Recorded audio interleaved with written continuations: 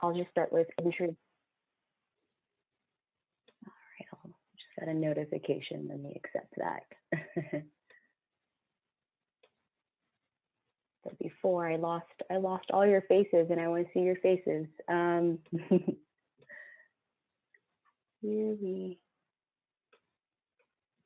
right. Great. So before we get started, I know you guys just did some introductions, but it would be great to just capture your name and the business you're representing as I go through some of these business resilience slides. And just to keep this question in mind while you're reviewing on the first slide, I'm so sorry. I cannot see my own slides here. Here we go. Okay. Just getting set up. Great. Just keeping in mind, what do you do to keep your business running safely? And we'll circle back to it in a couple of slides. Our team acknowledges that the wildfire preparation may be a sensitive topic, and we hope to create a safe environment for you all. We've put together a comprehensive list of fire safety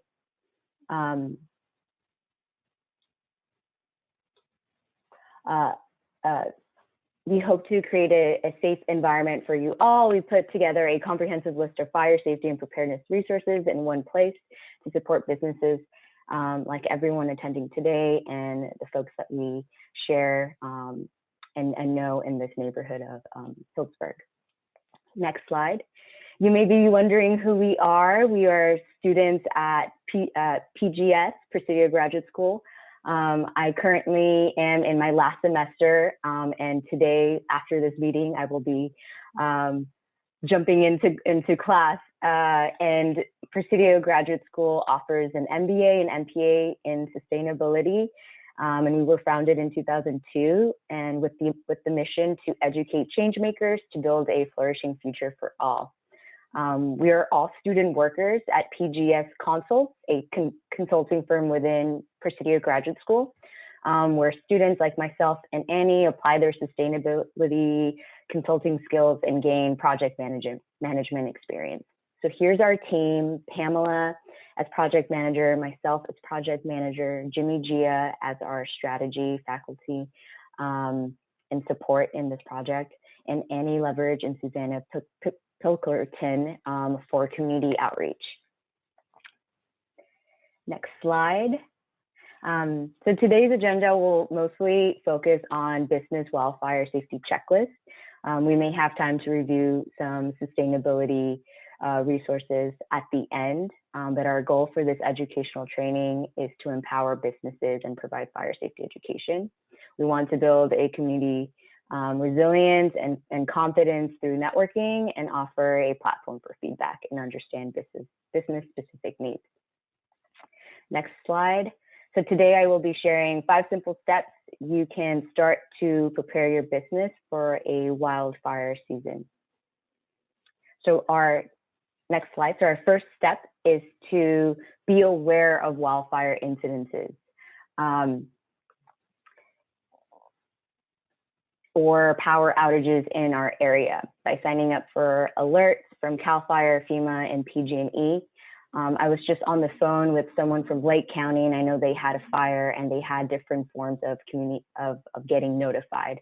I know Twitter is a popular platform, and also the county has sent out notifications, so those are also really important. And some important insights for these specific organizations that I'm mentioning is that they have already some additional resources around preparedness. So CAL FIRE has a wildfire readiness plan that you can fill out, a couple questions, and they can be printed and shared. FEMA has a little bit more information around open emergency shelters and disaster recovery centers. And PG&E has information around power outages, and they send you notifications a week in advance before they're going to do any of these planned power or unplanned power shutoffs. So signing up would be a great way to just be aware. The second step on the next slide is to keep the lights on in your business. So when backup power options are needed during a power outage, we recommend these 3 types of backup power generators, from portable power stations to portable generators to permanent standby generators. This is what they look like. Portable power stations are rechargeable. They have portable batteries, and they're best for small electronics. They vary in prices, but they generally are the most affordable. They don't require any installation or and they are super self-sufficient.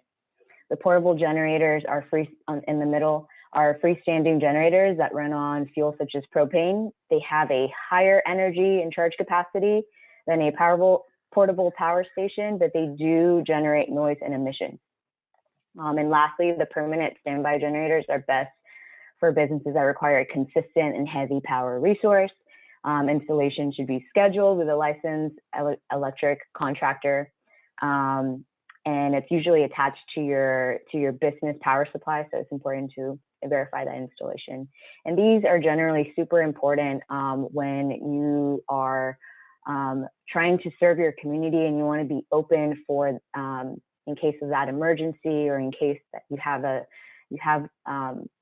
want to be a first responder for your business. These are a great resource to have. And then on the next slide, I'll just cover briefly around the backup power options and some of the 4 factors that we've considered on which one works for your business. So the needs piece is, do you need to power a cash register, some lighting, or some heavy equipment? So this will determine the type of generator you'll need. The impact, some generators are not noisy, like the portable power station. It's just meant to charge and have that backup energy for either your phones or for communication, while some really do produce some noise and produce emissions. So thinking about how that's going to impact your business. And cost, it varies by price. So making sure that you're getting the most appropriate setup for your needs. And safety, a permanent standby generator requires professional installation. So making sure you have a plan in place when you're getting your generator operating safely. So on the next slide, I will be talking about the step number 3, which is to have essential items on hand. I know there's a long list here, but there's 2 important items we want to recommend businesses to have ready today. And that is the evacuation tag for your door. And this lets first responders and fire marshals know that your business has safely evacuated, and they will facilitate evacuation checks in places that are needed the most.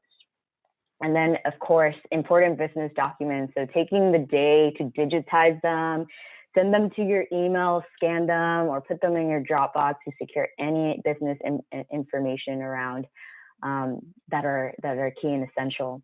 And so I know some people like checklists and can go out and get them done in 1 or 2 store runs, but we also recommend doing a staff training day to build a kit together and just build that team building, but team confidence in your business around safety. And it's just a great way to just learn and engage around wildfire preparedness.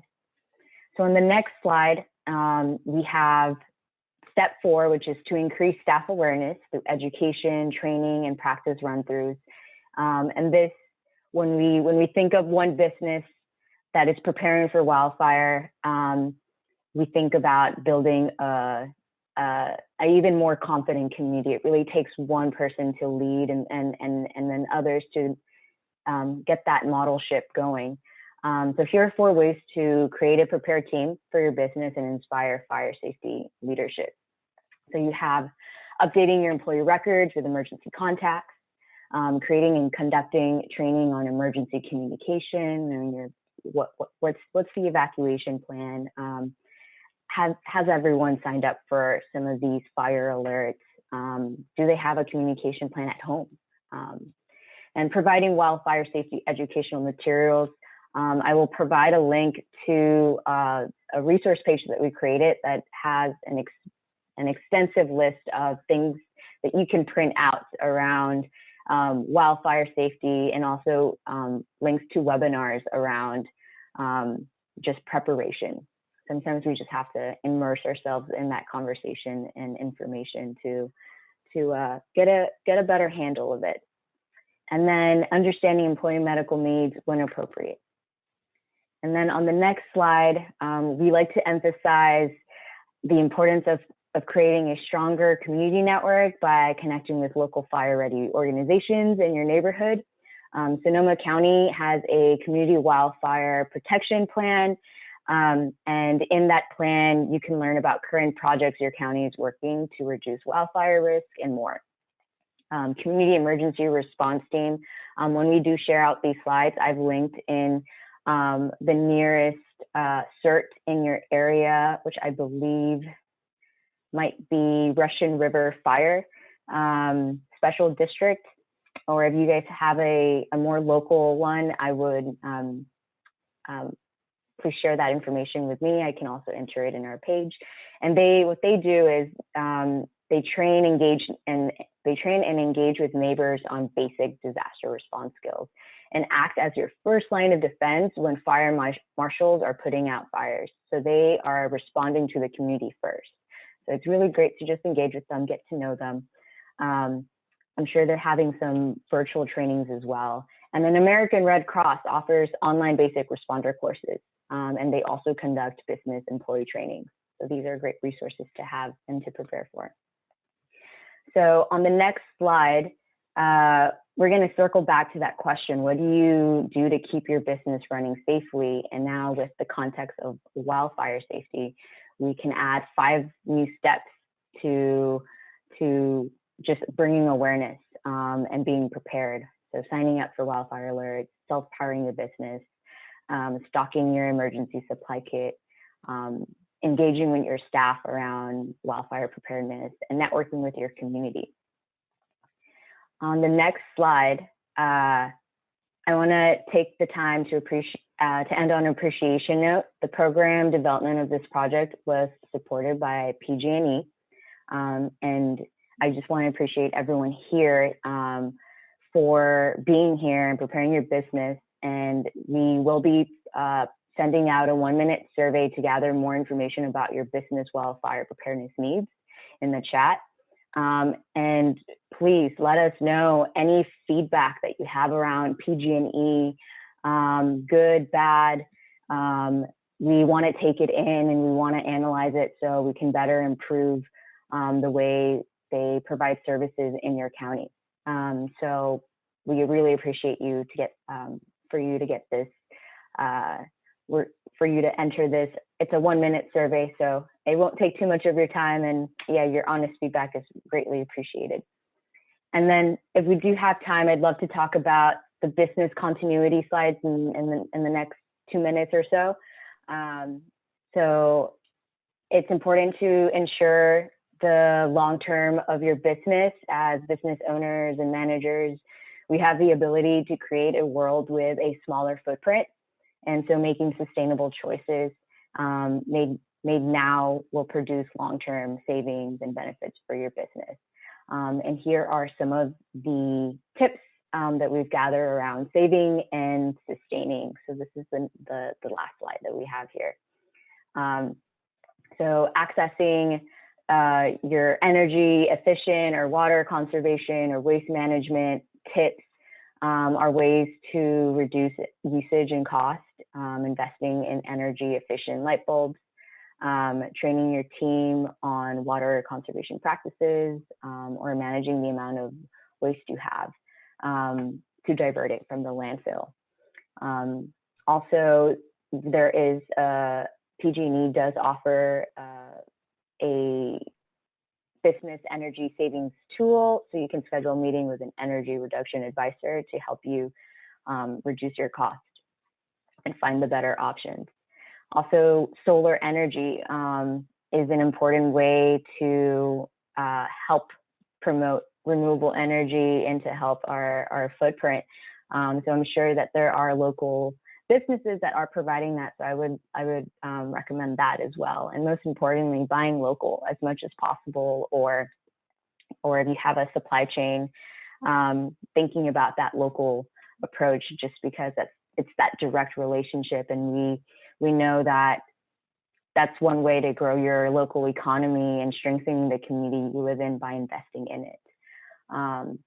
And with that, I think I might have already skipped through really quickly who we are. And if you want to learn more about the project, or you want to learn more about PGS Consults, there's some slides above that have our contact information.